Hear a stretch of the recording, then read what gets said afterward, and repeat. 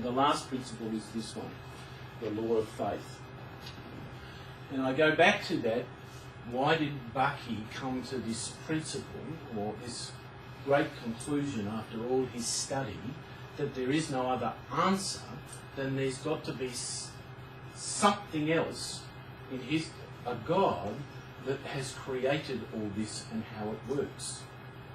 Because there was no other physics or intellectual answer that he came to. Now, I know many will try and come up with intellectual answers to try and disprove that, but I'm yet to find one that actually makes any sense, personally. In my own story, it's like, this is what I had to learn. So I came along the journey of understanding or coming to, this is how the business world works, so I'll learn to use it. At the age of 32, I was almost broke, married, 4 children under 5, and wondering if there was anything else to life except you go to work and you make money and you come back and it's spent. It actually started me on a journey that started happening at the age of 32 of me asking the question, why am I here? Is there a purpose to life? And I don't know if you've had that question in your life, but it's something that plagued me. It actually led me into a search that led me into what commonly would be known as the New Age movement. And for 13 years, I went everywhere looking for the answer as to why am I here? Is there a greater purpose than going to work, earning money and surviving? It took me to read many books. It took me to study under certain people like Bucky and Robert Kiyosaki. I went off and did every possible program that you could do that was different or had something different about it.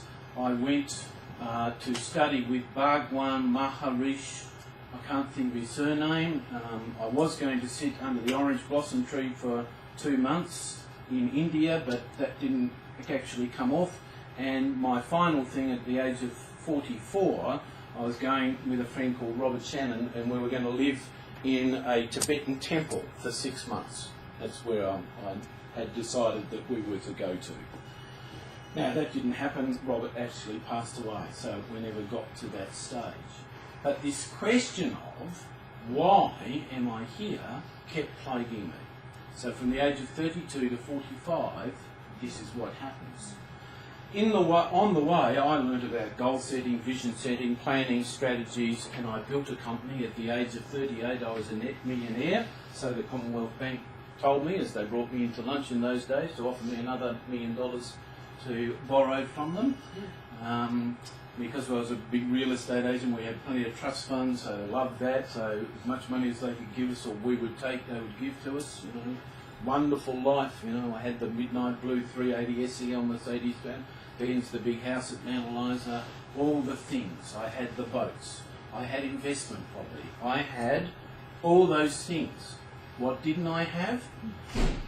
This question that just kept plaguing me. Is there a greater purpose?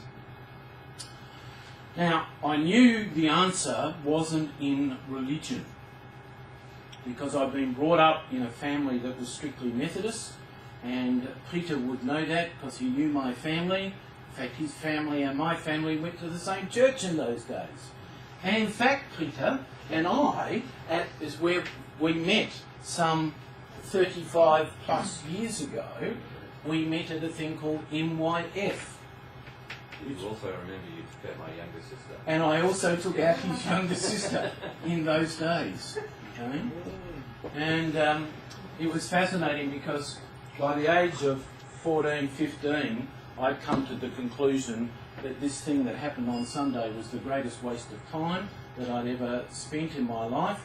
I'd much rather be home watching World Championship Wrestling with Killer Karl Kowalski and Brent Bernard than sitting in this boring service or with these people who I had come to the conclusion were a bunch of hypocrites.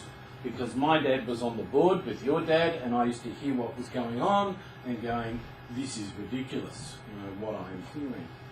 So at the age of 14 or 15 or 16, whatever that age was, I walked away from those things, and I never wanted to go near them again, I must tell you. It was interesting along the journey of going into the New Age and discovering all these physics principles. I often think I should have studied physics. I would have really enjoyed it if I knew it actually had some relevance to life.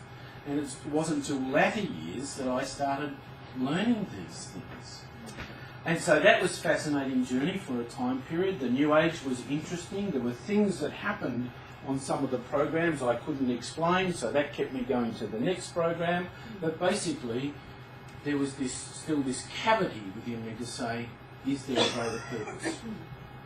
And then it came to the 23rd of December 1996 when I found my wife had been in a relationship with somebody else for a period of time. And as I said to you, that was the hardest period, the hardest night I've ever had in my life. Closely followed by my 17-year-old son developing an eating disorder and in essence wanting to check out of life and trying to end his life. In essence, he tried to commit suicide on 5 occasions during a 2-week period.